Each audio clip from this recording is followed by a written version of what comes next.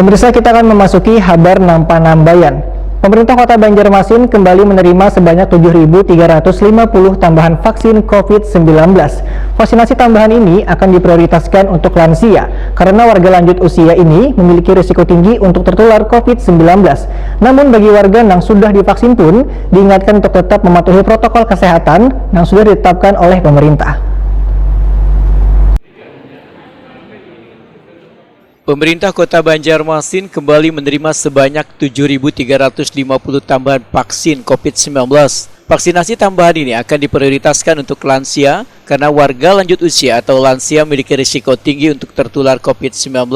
Kepala Dinas Kesehatan Banjarmasin Dr. Mahalli Riyadi SHMH dalam konferensi pers yang diterima Prima TV besukan Kamis 18 Maret 2021 madahkan tambahan vaksin COVID-19 ini diprioritaskan kepada lansia karena pembentukan antibodinya sangat lambat jika dibandingkan dengan orang muda wan produktif sehingga risiko kematiannya sangat tinggi. Mahalli Riyadi menghimbau warga yang memiliki keluarga lansia untuk datang ke puskesmas untuk divaksinasi. Sedangkan data vaksinasi tahap 2 yang dimulai awal Maret 2021 lalu dari 55.720 orang sasaran lansia sudah terlaksana sebanyak 3.664 pada penyuntikan dosis pertama. Wan baru 36 orang lansia pada penyuntikan dosis kedua. Mahalli Riyadi menegaskan, vaksinasi ini adalah upaya dari pengendalian COVID-19 di Banjarmasin karena ketika divaksin berarti sudah melindungi diri wan orang lain dari paparan virus yang mematikan ini.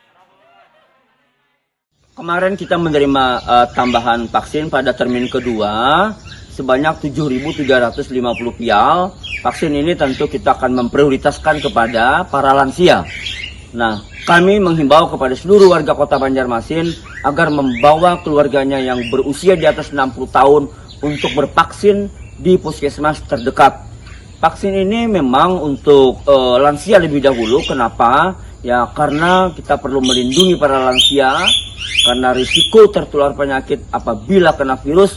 Ya para lansia tentu sangat sulit untuk membuat antibodinya. Nah, sehingga vaksinasi ini adalah bagian dari upaya pengendalian COVID-19 di Kota Banjarmasin.